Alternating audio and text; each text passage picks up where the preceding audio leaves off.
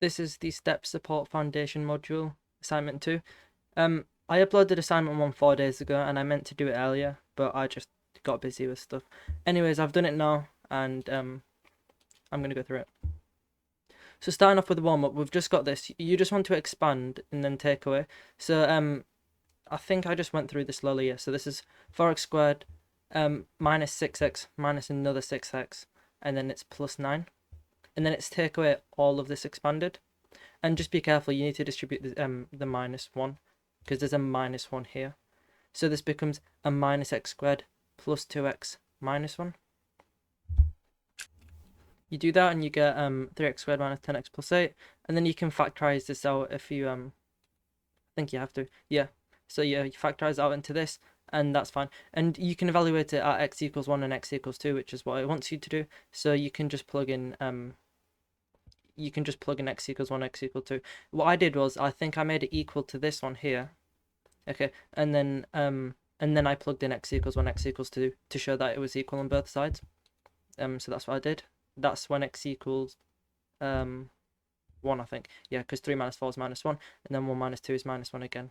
Okay, and then when x equals 2, just do the exact same thing. You'll get this, and that's my answer for part 1. Simplify this. Oh no, I've already done that. Simplify this now, hence find the possible values of x, y for this. Now, what you want to do is you just want to get the same common denominator. The way that I did it was, this is a difference of two squares, so I just factorize it into x minus 1, x plus 1, x minus y, x plus y, and then this here, I just brought them out into two brackets just to make it easier to see, and then I left this one the same. And then here you can kind of see, well, for this one, what you need to do is you multiply it by x minus y, and then you can multiply this one by x plus y over x plus y, and then you only need to multiply this one by x minus y and x minus y, because it's already got the plus y at the bottom. You'll do that, and then you can bring the top together and put them all under one fraction like this, and then just be very careful when you're expanding. So this is x squared minus xy minus xy minus y squared minus yeah, and then minus x plus, oh no, never mind. Yeah, so this is minus x squared, and then you've got minus 2xy, but it's a plus 2xy because it's a minus 2xy. So it's a plus 2xy, and then it's a minus y squared, like that. And then just collect terms, I think, and you'll get that as your final answer. It's equal to 0 apparently. So you can just multiply by this on both sides, and you can also just make a note that x cannot be equal to plus or minus y, because if it was, then you'd be dividing by 0, but you can't do that. Anyways, multiply that by that on both sides, and you'll get this. And if you just divide by minus 2y, you can just say that y equals 0. And now x can be anything else except for these values, right? Because it's not being restricted by anything other than this, right? Because if it's not even in this equation here, it doesn't really matter what it is. So it can be anything except for this, obviously. Show that this is true and deduce that if x is very large, then this is approximately equal to 1 over 2x. Now, what I did here was, you can kind of notice that the difference between this and this is that this just looks like this without the denominator with a z in it. Okay, now that seems very obvious, but one of the ways which you remove a denominator which has a z in it is by rationalizing the denominator. So to get from here to here, you must have unrationalized it, and so to get from here to here, you need to like rationalize it. So I started from this, and then I rationalized this back into this. So just write that out, and then multiply by the conjugate. Just careful here, this is going to be square root 1 plus x squared n square root, and then it's a minus x. Okay, and then over the same thing, obviously. And just the top will stay the same, and it's very trivial expanding this. It's not too much work, because the entire point of it is that you cancel the square roots. That's why you multiply by the conjugate. So you don't need to worry about a middle term. So you know that this and this is going to cancel the root. So you have 1 plus x squared, and then you're just going to multiply the last two terms. So you'll get a minus x squared, like this. These two obviously cancel to get all of that over 1, but all of that over 1 is just the same thing because it's, itself. And then you get that, which is what you wanted to show. And now to show that if x is very large, if x is very large in this, then it's approximately equal to 1 over 2x. You can notice that this plus 1 here, becomes insignificant, and you can kind of just disregard it, because if x squared is going to be much larger, say if you imagine x was say 5,000, 5,000 squared plus 1 is basically the same as just 5,000 squared, right? That plus 1 is barely doing anything. So as x approaches infinity, you can kind of just ignore this plus 1 because it becomes like less and less relevant. So you can just imagine this as a square root x squared and then plus x, and then well, square root x squared is just x, and then an x plus x is 2x, and so that's the case. Simplify this and hence find the solutions to x to the power of 4 plus 1. And be careful, it says hence, so you do have to go from this. I started solving it in a different way, and I realized that it said hence, and I just had to delete all of my work. Anyways, just be very careful when you're expanding this. So this multiplied by this, plus this multiplied by that, plus this multiplied by that. So you get x to the 4 plus root 2x cubed, plus x squared, and then it's minus root 2x cubed minus 2x squared, and then minus root 2x, and then it's a plus x squared plus root 2x plus 1. Okay, and then just, you don't even have to really look, but you know that it's going to be this, right? And you can also just tell that a lot of things are just going to cancel. So yeah, but you know it's going to be this, so you could just write that down as your answer, and they'll think you've just simplified it normally. Anyways, set that equal to 0, and that's fine, that's shown. Now, to find solutions to this, well, this we've already seen can be factorized into this, right? So we'll factorize it back into this, and then either this has to be equal to 0, or this has to be equal to 0 for the entire thing to be equal to 0. So if we just make the first one equal to 0 like this, and then just put it all into the quadratic formula where b is minus root 2, a is 1, and then c is 1, you'll get this. And then this becomes a minus root 2, but you can't do a minus square root 2. So, well, you can in this case, actually. They want you to give imaginary solutions. So this would be a root 2i. Okay, and then this one being equal to 0, you've got this, put it into the quadratic formula, you'll get this, and that's fine. You can also tell that the only difference is that you've got a minus or a positive b term, so the solutions are going to be very similar. And now for the preparation, so this part will prepare us for the step question.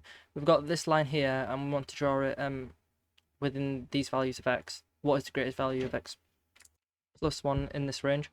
So there are a few things that we can do. First of all, what I'm going to do, I'm just going to like assess this. So first of all, we've got a positive gradient. It's y equals x, and then we've transformed it by moving it 1 up. Right, so if we draw this, we know that the graph of y equals x just goes like this through the origin, right? And so you just want to move it up 1 so that its y-intercept is 1. And then just say that this is 2 and then this is minus 2. And then what is the greatest? Well, the greatest value of x plus 1 of this line is going to be when x equals 2, as you can see here, because that gives us the highest y value. So when x equals 2, y is the maximum. So 2 plus 1 is 3. Now sketch this line here. This one's slightly different. It's got a negative gradient. We've got minus 2, and we want the greatest value of it in this range between minus 2 and 2. So between the domain, actually. So if we just draw another axis, right, it's going to have a negative gradient. It's going to be quite steep, so it's going to be more steep than just y equals minus x. So it'll look something like this here, and it's going to have a y-intercept of c. We don't know if c is positive or negative, but it doesn't matter because this is just a sketch. Let's just assume it's positive. So this is c, this is minus 2, and then this is 2. And the greatest value will be when x equals minus 2. So when you plug in minus 2 into there, you'll have minus 2 multiplied by minus 2, which is 4 plus c.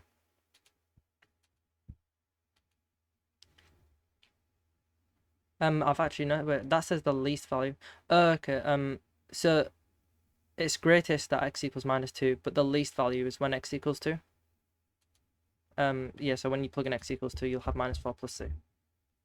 Okay, yeah, and it wants me to show that anyway, so that's fine. Part 3, sketch this within the same domain for m is greater than 0, m equals 0, or m is less than 0. So we need 3 different axes out. When m is greater than 0, right, we'll have it, this is m is greater than 0, m equals 0, and m is less than 0. When m is greater than 0, it's going to have a positive gradient. It doesn't matter how steep or how not steep it is. You know, the values aren't specific, so it doesn't matter, it's just a sketch. So if we just roughly say it's like this steep and it has a y-intercept of 1, like this, and then we can just start labeling stuff, obviously.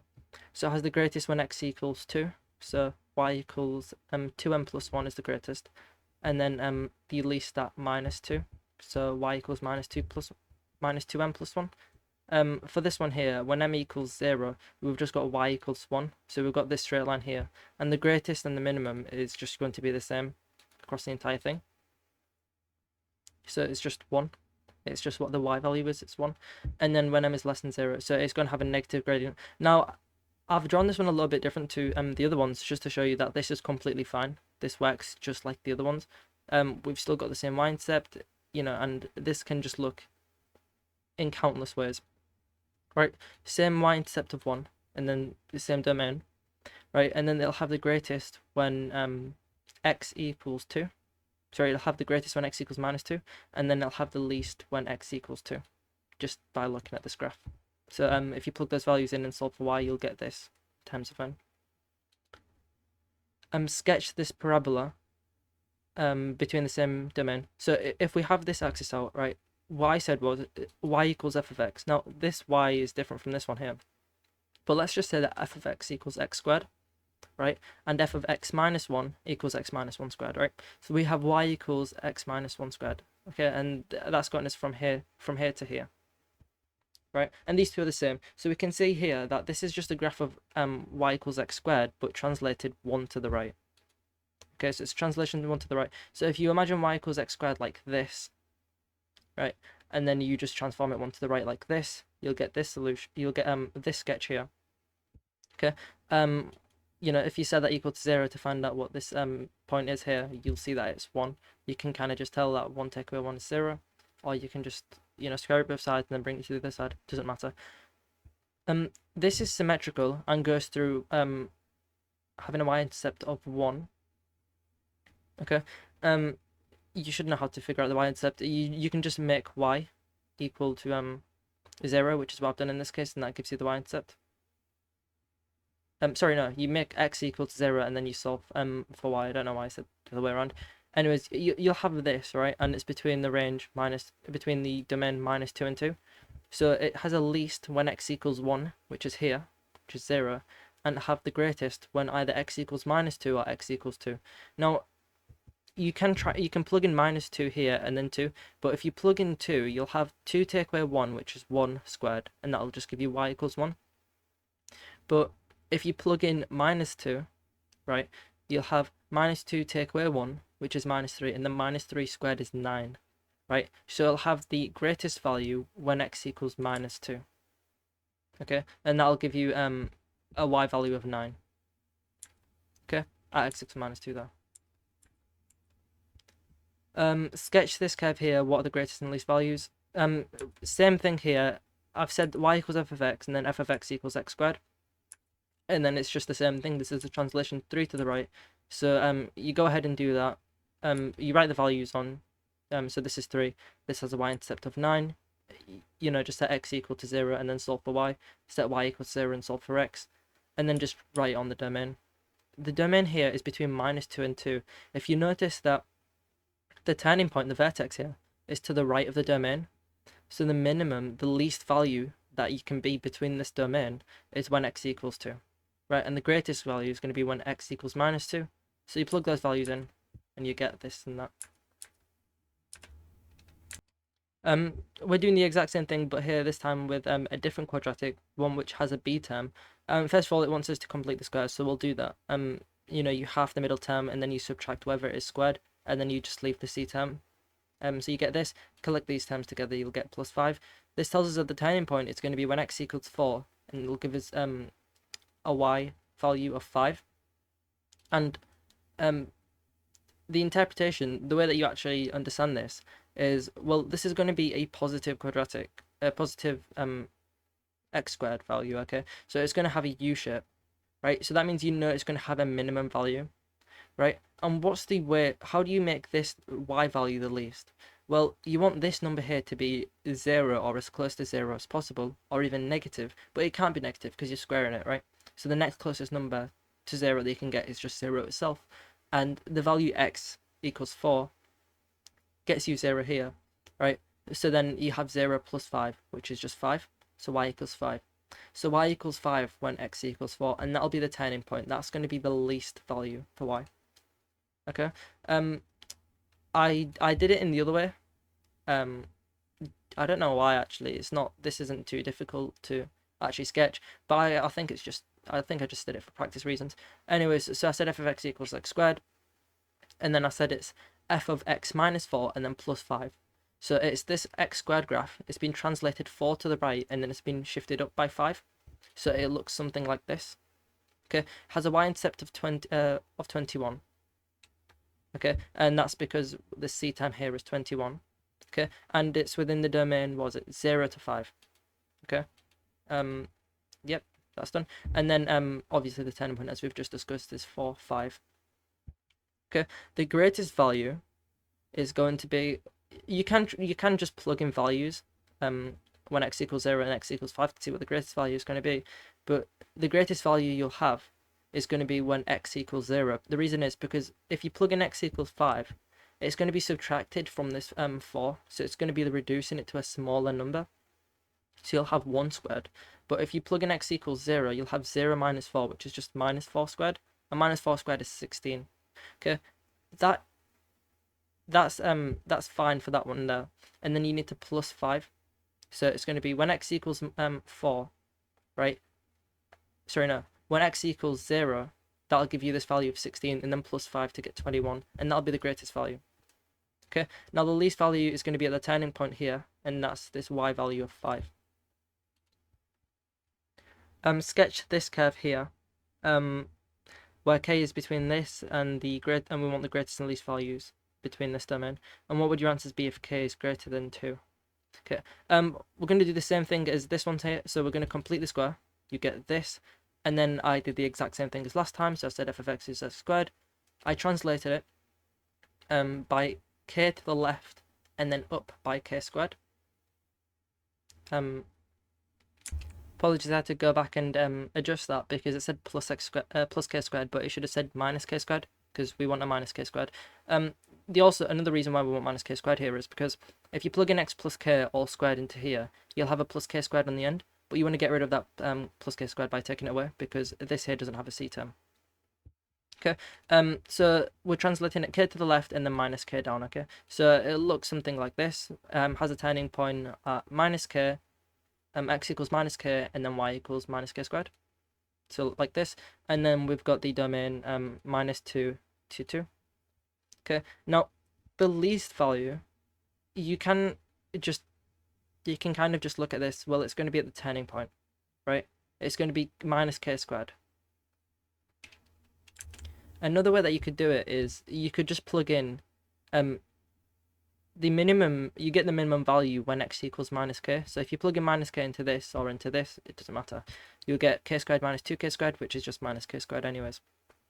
Now the greatest value is going to be, well, if you have a look at this, when x equals 2, we'll have 4 plus 4k. Okay, now when x equals minus 2, we'll have 4 minus 4k. Okay, well, k is going to be, no matter what k is in this range, right? Right, it's always better to add it on rather than to take it away, even if it is a negative, because the way that you can think about it is, actually, no, that's not a good way to describe it. But anyways, you can just plug in the endpoints, because if the entire curve is within that endpoint, is between the endpoints, and the vertex is between the endpoints, and obviously it'll just extend out. But if the vertex is between the endpoints, you can always just plug in the endpoints to find out if either one is going to be the greatest value, or even the minimum value if you've got a minus x squared graph. This is positive x squared, so it's fine. But, you know, just plug in x equals 2 or x equals minus 2 to find what it is. This one here will be when x equals 2. Another way that you can think about it is if you imagine a distance of 2 units to the left and then a distance of 2 units to the right from the origin, right? If you shift the graph to the left, right, within this domain, between -2 and 2, you're going to have more of the curve shown, right? The way and then you're going to have less of it shown here, right, because it'll be cut off sooner. But here it'll be cut off less soon. This 2 should actually be removed more to the right to make it symmetrical to this side. But you'll have more of the curve showing, if that makes sense. It might be easier to graph it in Desmos and then just put in a domain between -2 and 2 to see that it's going to be greater than it is on this side. Okay, so when x equals 2 will give us the greatest value, so you plug that into there and you get 4 plus 4k. Now, what would your answers be if k was greater than 2? Okay, well, if k was greater than 2, then this would always be below. This would always be to the left. Okay, and then here we'll have we'll always have a negative value here, because even if you say you had like 12, you'll have 12 squared, which is 144, but you'll have a minus that. If you have minus 144, so this will always be in this bottom left quadrant. Okay, now if it's always in the bottom left quadrant, it means that it's going to be closer to this domain here, this -2 limit. Okay, now if it's closer to that limit, the curve is going to cut off sooner next to it, right? So we're basically moving it to the left more and more and more and more and more. And as it gets closer to it, the value when x equals -2, the y value when x equals -2, will always be the minimum. Okay, so when x equals -2, we'll have the minimum there. So plug in x equals -2, you'll have 4 minus 4k. And then the maximum will just be the other side, because you'll have more of the curve exposed. So it'll be 4 plus 4k. That'll be when x equals 2. Okay, now moving on to the step question. This is question 6 from 1999, step 1. I don't think step 1 is actually... I think it's been discontinued. I think there's only step 2 and step 3, but I'm not fully sure. Anyways, so for part 1, this is, it's very similar to the preparation questions we've just done. We've got y equals bx plus a, and we want to go over the cases this, and this, right? So we can just draw on some axes, and then just label it so we know what's going on. Now, when b is greater than 0, so that means you're going to have a positive gradient, you look something like this with a y-intercept of a. Okay, and that's fine. You can also just write on the domain. I think I wrote it on for every question, just just to show it. And then you'll have the greatest value when x equals 10, as you can see here. So plug in 10, x equals 10 into there, you'll have 10b plus a, and then the least value will be when x equals minus 10. So you'll have minus 10b plus a. Now, when b equals 0, you've just got the line y equals a. And y equals a, we've just assumed a to, be some positive number, but it could have just as well have been like down here. But your answer would have been the same anyways, because a is just the parameter. Okay, now it's within the same domain for every single one. Okay, and then y-intercept a, so its greatest and least value is just going to be a. Right, it has the same greatest and least value. I hope you can see that just based off the fact that it's the same everywhere. And then when b is less than 0, it's going to be a negative gradient, so it'll look something like this, straight line still obviously, and it has a y-intercept of a between minus 10 and 10. Well, even after that it still does, but we only want it to draw it between this and that. And it has the greatest value when x equals minus 10, so it'll have minus 10b plus a if you plug it back into there, and then the least value when x equals 10, so plug in 10 into there, you'll get 10b plus a. Now for part 2, find the greatest and least values of this, where c is greater than or equal to 0 for this domain, and we want to distinguish carefully between the cases for the parameters b and c. Right, so we've got this here, y equals cx squared plus bx plus a. Now, when c equals 0, which is one possible case, right, we just get bx plus a. Now, if you notice, we've got the same domain, but y equals bx plus a. That's the exact same as the thing that we've just done in part 1. So you could just write answers are the same as in part 1 for c equals 0, and that'd be fine. You'd still get marks for that. I just screenshotted this from the other slide if you want to have a look at that again. But when c equals 0, we've already done that. Now we only need to look at when c is greater than 0. Okay, and when c is greater than 0, right, obviously you're going to have a positive number, so it's going to be a parabola that's shaped like a U, like this. Okay, so just start off this question as you do every other question, just draw on a set of axes. Okay, and then the domain minus 10 and 10, right?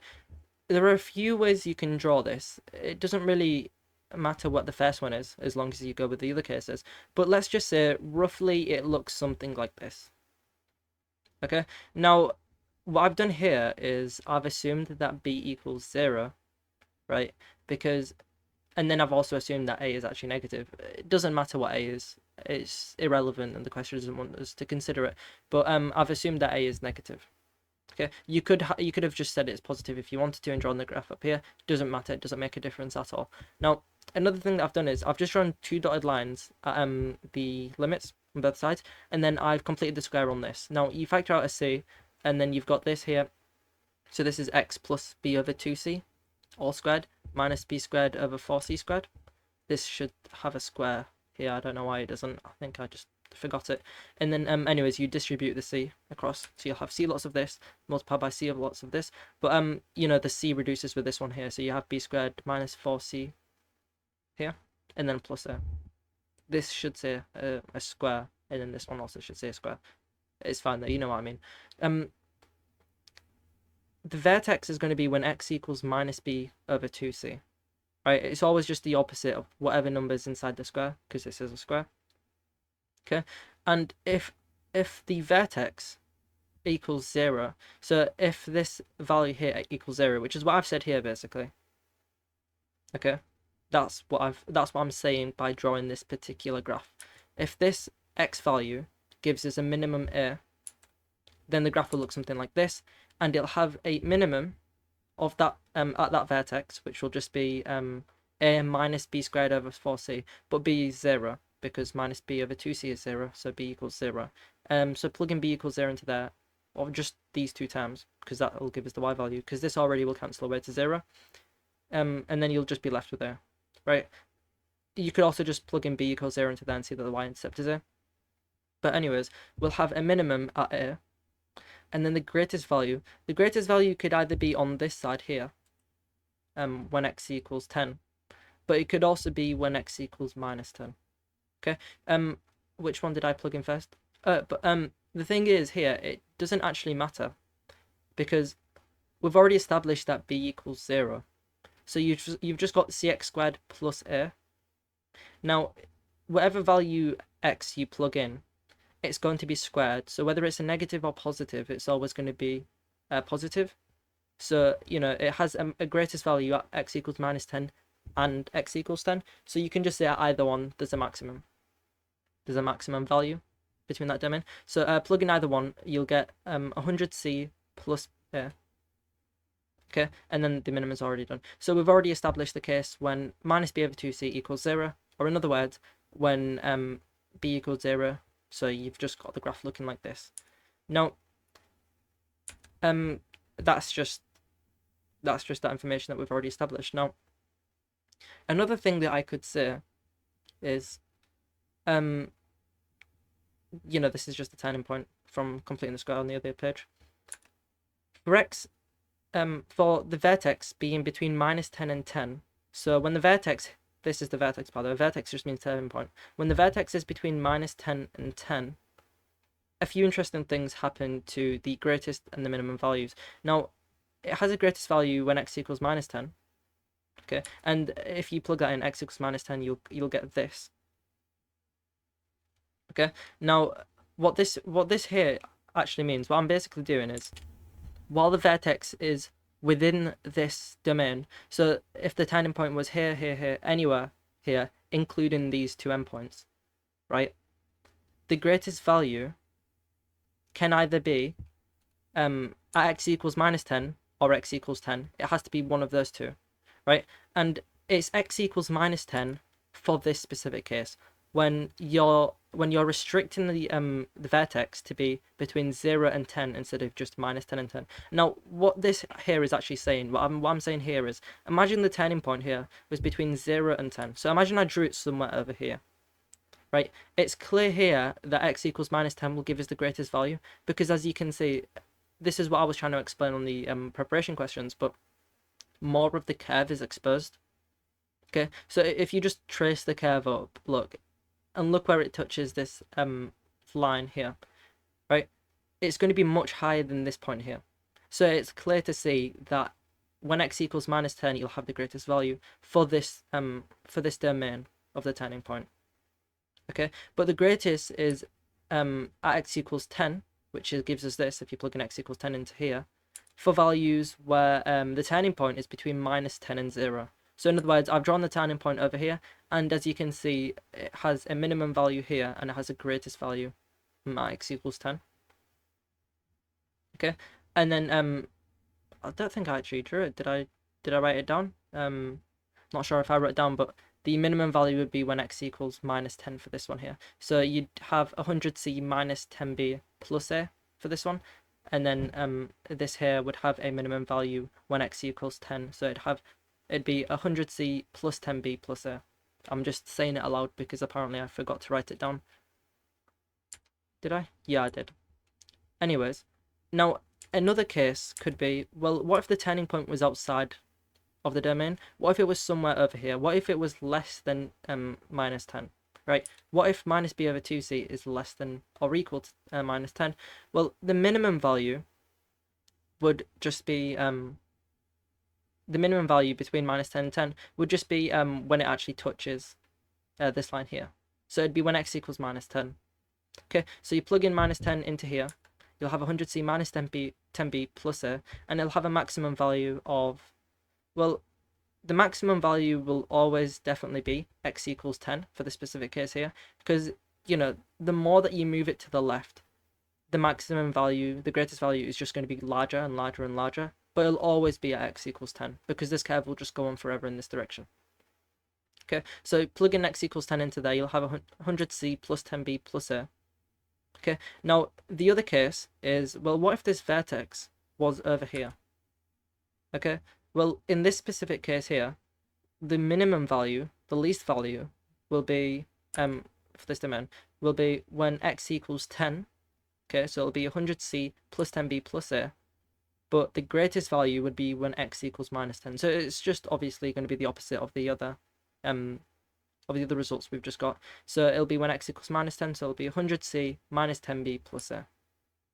Okay, and that gives us every single possible case. So first of all, we've had a look at what the greatest and minimum is in this part of the graph, and then also this part of the graph, and then also this part of the graph, and then this part of the graph, and this part of the graph. Now overall, that gives us one case here, one case here, one case here, one case here, one case here. There are actually specific cases at these actual lines here, but we've used an inclusive equality sign because it's inclusive here. And if you imagine that the turning point was just at that line, then the minimum value would still be x equals 10, or over here it'd still be when x equals minus 10. So it doesn't change the answer. So, you know, you could combine this case here with this case of this line, which is what I've done. Anyways, this is the warm down question. So you have 5 children. I'm just gonna, you know, name them A, B, C, D, and E. I think that's why they've done that. They race each other. They race each other to a tree, and then they race back to the starting point. And then we've got some facts about them, and we want to determine what their place is. Now, I must admit, this question took me longer than it should have, because I used the hint that they gave, which was, actually no, I'll use the method in the mark scheme after this. I'll just show you the way that I did it first, which, for the record, I don't think it's the best method. I think the method in the mark scheme is a little bit better, but I'll show you what I did, just because this is what I came up with first. First of all, I drew myself a table. I've got race 1, race 2. Now, I've said that race 1 is on the way to the tree, and then race 2 is on the way back from the tree. Okay, we're told that A was 4th in the race to the tree. So A was 4th in race 1. Okay, that's fine. We can put race 1 there. Okay, the next piece of explicit information is if we just go like down this, B was 4th on the way back. So B was 4th in race 2. Okay, and this is the piece of information that they give at the bottom if you want to read through that. What I also did was I covered up in the information that I already knew, that I've already used, because looking at it just kind of confused me because there was just too much information. So I just got rid of it all. Okay. Now the next piece of information that I used, you can read through all of this if you prefer. We're told that Charlie reached the tree before Daniel. Okay, that's race 1 because you're racing to the tree, and I'll use subscript 1 to show that it's race 1. So we'll say that C1 must be less than D1. Okay, now obviously if Charlie reaches the tree before him, his position would be less than him. Okay, obviously can't be equal. You're not going to have equal positions. It'd be very hard to do that. So we'll just say that C1 is less than D1. Okay, now what I did was, well, if we think to ourselves, actually no, let me just read through the other information and then give you my thought process when I was actually doing the question. Hint 2 says the person who was last to the tree managed to win the race back. Right, so if you're 5th in race 1, you're going to be 1st in race 2. The person who won the race to the tree was 3rd on the way back. So if you're 1st in race 1, then you're 3rd in race 2. And the person who was 3rd in the race to the tree was 2nd on the way back. So if you're 3rd in race 1, you're 2nd in race 2. Charlie reached the tree before Daniel, and Charlie got back to the start before Emily. Now, the problem here is, I think one misconception some people might have is that if Charlie reached the tree before Daniel, and we call Charlie's position, say, n, then it doesn't necessitate that Daniel's position is n plus 1. Right? Just because, say, Charlie came 3rd doesn't mean that Daniel came 4th, because Daniel could have also came 5th. Okay, so it doesn't mean that he came just before him, but just anywhere before him instead. Okay, so that's just one misconception I think some people might have while doing this question. I think it should be just a little bit more clear maybe. Now D can either be 2, 3, or 5. He can't be 4 because A is 4. Okay, and he can't be 1st because Charlie must have beat him. So Charlie has to be 1 if Daniel is either 2, 3, or 5. If Charlie could be 1 or 2 if Daniel is 3 or 5, or Charlie could be 1, 2, or 3 if Daniel is just 5. Let's just look at the case when C equals 1. Right, so let's say that Charlie came 1st in the first race. This is just one case that we'll have a look at, and then we'll move on to the next one if we find an error that contradicts any of these pieces of information, these facts that we're told. Now, if Charlie was 1st, okay, so we'll say that he's 1st here. Okay, we're told that the person who won the race to the tree, so who won race 1, must be 3rd on the way back. So he must be 3rd in race 2, and we can cover up that information now. Okay, we can also cover up this one because we've already used it. Okay, now let's think to ourselves. Now, we said that if Charlie was 1st, right, then D has to either be 2, 3, or 5. Which like, and then I thought to myself, well, what value could I give Daniel that would give me the most information to finish off the rest of this table? Well, let's look. The person who was 3rd in the race to the tree was 2nd on the way back. And the person who was last to the tree managed to win the race back. Now, I could give him being 5th, or I could give him being 3rd. Now, or even 2nd actually. I just went with 3. Okay?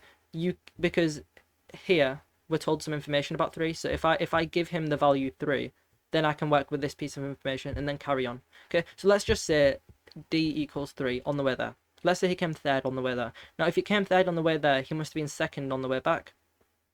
Okay, and then that tells us what is it?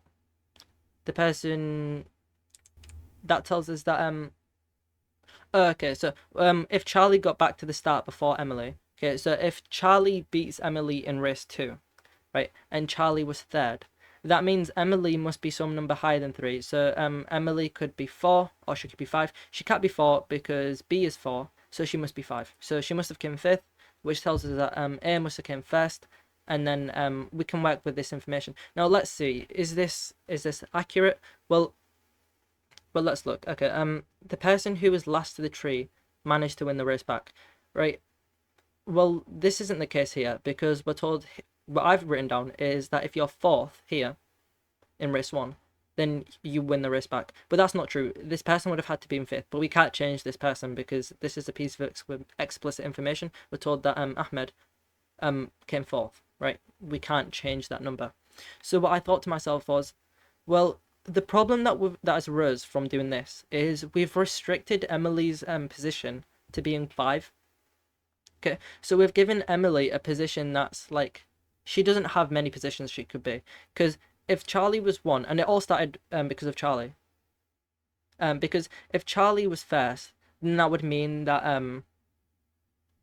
if Charlie was first, it would have meant that she had to be 5th, right? And the reason is because that means he would have been 3rd on the race back, but because B is always 4th on the race back, she must be 5th.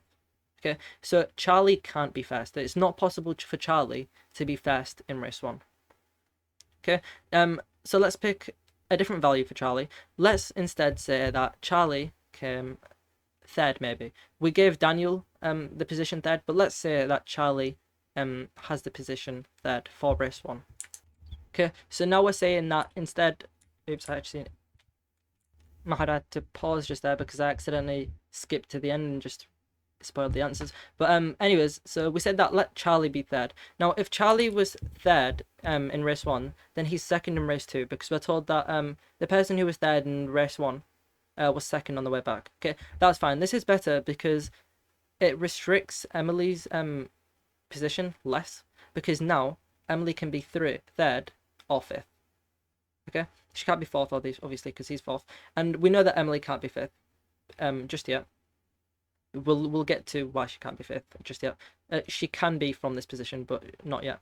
And we know that Charlie in the first race is going to be he beats Daniel. Okay, so Charlie's number is going to be less than Daniel's, so Daniel must either be 4th or 5th. He can't be 4th because he's 4th, so he must be 5th. And because he came last in the first race, he must be first in the second race. And now we know. Okay, well, Charlie, if Charlie's 2nd and Emily's going to be is that the next? Oh no, I've just covered that up. Never mind. If Charlie's 2nd, then Emily is going to be 3rd or 5th. We just said that we don't want her to be 5th. Okay. The reason is because if she was 5th, then this person here would have to be 3rd.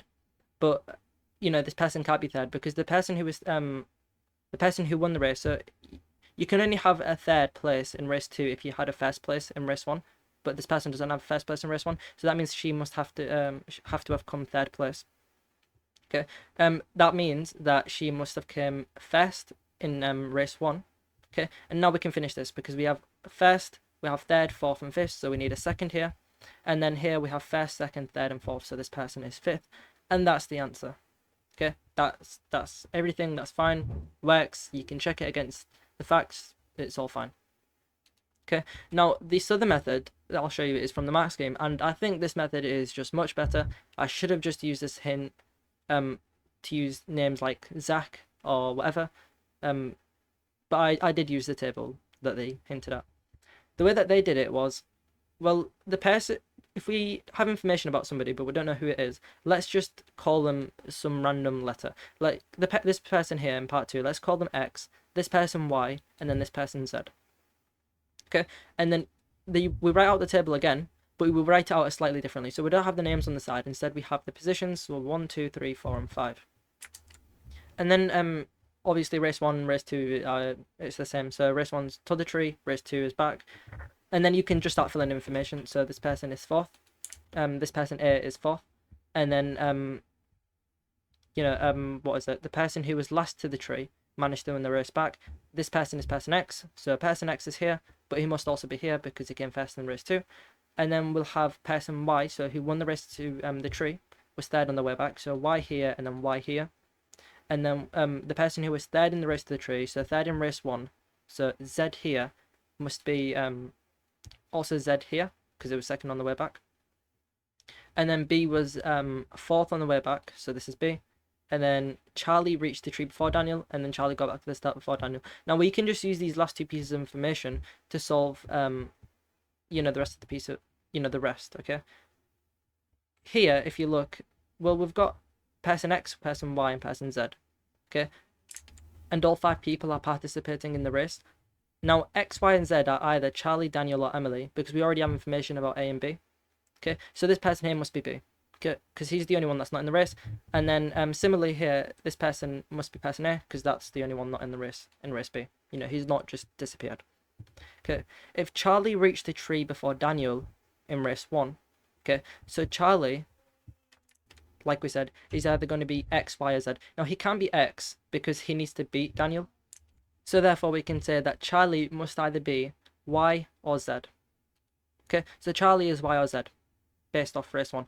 Now, Charlie got back to the start before Emily. Okay, and this is in race 2, because they're racing back to the start from the tree. Okay, so Charlie is going to be a smaller number than Emily. Now, Emily, like we said, is going to be X, Y, or Z. X, Y, or Z. Emily can't be X, right? Because she needs to get beat. Okay, so Emily has to be Y or Z, or in other information, or in other words, sorry, somebody says in other information, Charlie can't be Y. Okay, the reason why Charlie can't be Y is because this is like the last position. We already have information about A and B. These unknown people are just X, Y, and Z, so they're in this they're in these 3 places here, right? So he can't have been last because he needs to either beat person X or person Z, where person X or person Z is Emily. We don't know which one. So Charlie can't be Y. Now, if he's Y or Z and he can't be Y, then that means Charlie is just person Z. Okay, so we'll just replace all letter Z's with C's. Okay, and then we can use a bit more information here. We can say that person E is actually going to be Y. Because if Charlie was second here, he must have beat Emily, so that means Emily must have been Y. Okay, and then that just leaves the last person, Daniel, as being X, just by process of elimination. So you plug an X into the last. I think I already did that. Did I? Did I switch out X for D? Yes, I did. Okay, and that's it. That's done. And that's the exact same as my method. I do think this method is better. It's a bit more systematic instead of just trial and error. But, you know, they both work. Anyways, that's everything. Thank you for watching.